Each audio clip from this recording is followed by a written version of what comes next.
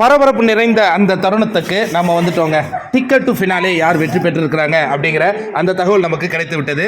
Ticket to ஃபினாலேவை வந்து விஷ்ணு வெற்றி பெறுகிறார். எப்படி விஷ்ணு வெற்றி பெறுகிறார்னா, ஆல்ரெடி 7 புள்ளிகளில் இருந்த அவர் வந்து இந்த டாஸ்கில் வந்து 3 புள்ளிகளை பெறுகிறார். அதன் மூலமாக அவருக்கு 10 புள்ளிகள் கிடைக்குது.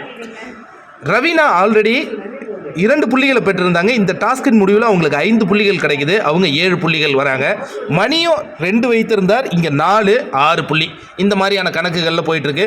அதாவது இந்த டாஸ்கின் முடிவில் வந்து விஷ்ணுவுக்கு 3 புள்ளி, ரவீனாவுக்கு 5, மணிக்கு எவ்வளோப்பா, அதான் மணிக்கு வந்து 4, நம்ம தினேஷ்க்கு 2, கடைசியாக மாயா 1 புள்ளிகளை பெறுகிறார்கள் அப்படிங்கிற அந்த கணக்குகள்லாம் வந்திருக்கு.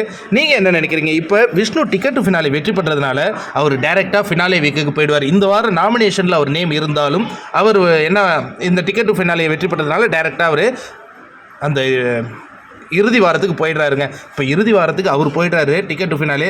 இதுக்கப்புறம் ஏற்கனவே கேட்டுட்டு இருப்பார் யார் போகிறாங்க யார் வராங்கன்னு. இதுக்கப்புறம் விஷ்ணு எல்லாரை பற்றியும் கேட்டுட்டு இருப்பார். அந்த காட்சிகளையும் நம்ம பார்க்க போகிறோம். உங்களில் எத்தனை பேருக்கு இது ரொம்ப மகிழ்ச்சியான செய்தியாக இருக்குது, எத்தனை பேருக்கு அட்டே என்னப்பா இப்படி ஆயிடுச்சு அப்படின்னு இருக்குது, கமெண்ட்ல கூட ஷேர் பண்ணுங்கள்.